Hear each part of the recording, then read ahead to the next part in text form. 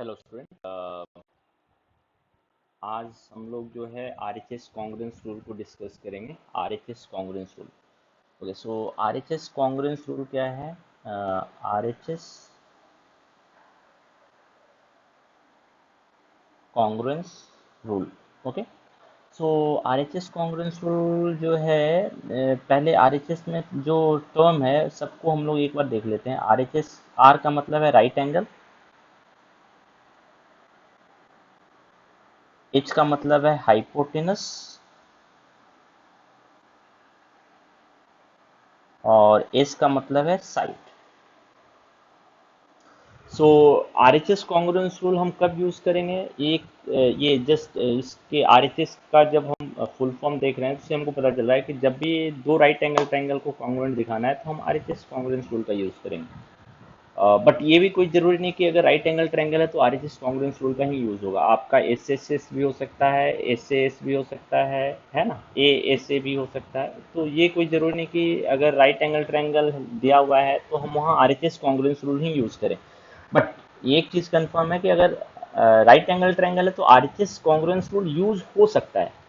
ठीक है, ये RHS किसी और ट्रायंगल में हम यूज नहीं कर सकते हैं। ठीक है, तो जैसे अगर मान लीजिए आपके पास दो राइट एंगल ट्रायंगल हैं, suppose this is the right angle triangle with us A B C, और एक राइट एंगल ट्रायंगल हमारे पास और है,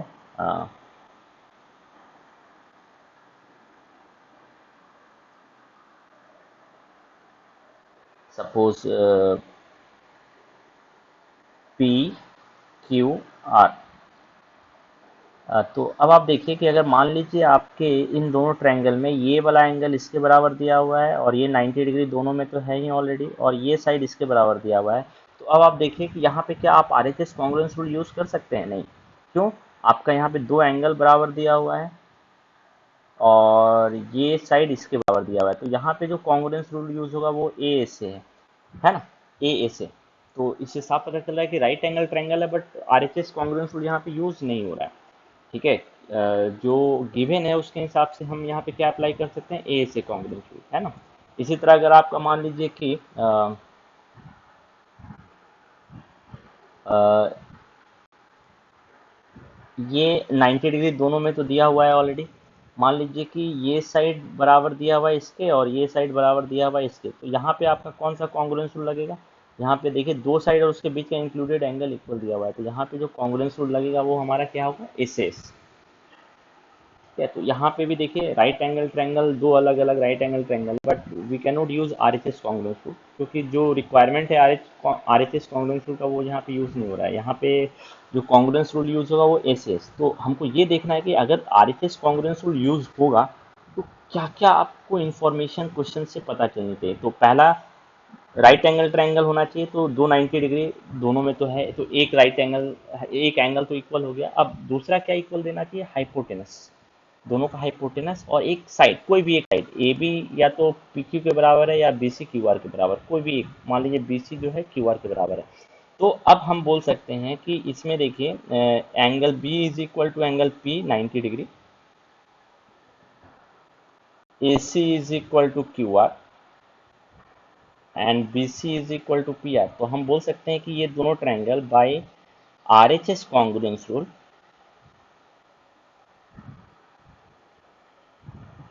RHS कॉन्ग्रुएंस रूल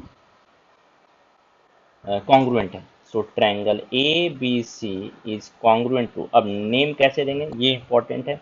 तो आप देखिए कि बी का करस्पॉन्डिंग वर्टेक्स पी है, तो जो मिडिल में होगा वो पी होगा। अब आपको सिर्फ ये देखना है कि ए का पोजीशन कौन लेगा, ए का करस्पॉन्डिंग वर्टेक्स क्या है। तो अब आप देखिए कि ए के अपोजिट में बी सी है, बी सी किसके बराबर है? पी आर के बराबर है, तो पी आर के अपोजिट में क्या है? क्यू, तो ए का पोजीशन कौन लेगा? क्यू। और ऑब्वियसली सी का पोजीशन तब कौन लेगा? आर, तो जो दूसरा ट्रायंगल का नाम होगा वो क्यू पी आर होगा। ठीक है, सो RHS कॉन्ग्रुएंस रूल अगर आपको यूज़ करना है तो आपको समझना है कि क्या आपके क्वेश्चंस में दिया होना चाहिए, तभी आप RHS कॉन्ग्रुएंस रूल यूज़ कर सकते हैं। I hope you understood what is RHS congruence rule. ठीक है, बट हमारा एक क्वेश्चन एराइज होता है कि क्या ये RHS कॉन्ग्रुएंस रूल जरूरी है? अगर मान लीजिए कि हमारे पास यही कॉन्ग्रुएंस रूल होता है, S S S, S S A A से या ए एस, ये चार कॉन्ग्रुएंस रूल होते हैं, आरएचएस कॉन्ग्रुएंस रूल नहीं होता। तो क्या जो इन्फॉर्मेशन दिया हुआ है उसके बेसिस पे इन दोनों ट्रायंगल को क्या हम कॉन्ग्रुएंट नहीं दिखा सकते थे क्या? ये एक ऑब्वियसली क्वेश्चन राइज हो सकता है कि क्या आरएचएस कॉन्ग्रुएंस रूल आपके लिए बहुत मैंडेटरी है? तो इसका सिंपल आंसर है नहीं। आप बिना आरएचएस कॉन्ग्रुएंस रूल के भी आप इन दोनों ट्रायंगल को कॉन्ग्रुएंट दिखा सकते हैं। कैसे? तो अब आप देखिए कि आपको इन्फॉर्मेशन दिया हुआ है ऑलरेडी कि ये जो BC है वो PR के बराबर है, AC जो है वो QR के बराबर है। ये सारे इन्फॉर्मेशन आपको दिए हुए हैं, है ना? तो अब आप देखिए, मान लीजिए आपके पास आरएचएस कॉन्ग्रुएंस रूल नहीं है, तो आप कैसे इन दोनों ट्रायंगल को कॉन्ग्रुएंट दिखाएंगे?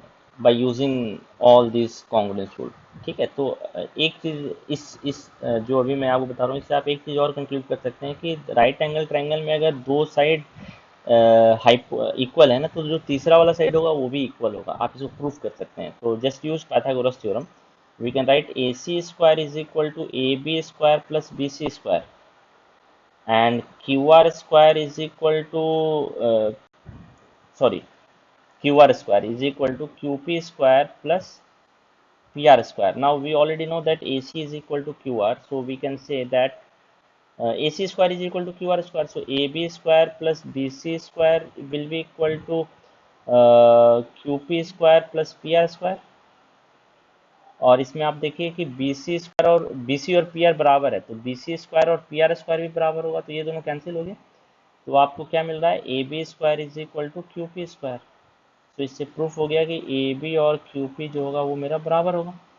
तो आपको इसका मतलब जो तीसरा वाला साइड है ये भी बराबर होगा। तो आप देखिए ये दोनों ट्रायंगल जो है एस कॉन्ग्रुएंस रूल से भी प्रूफ हो रहा है ना।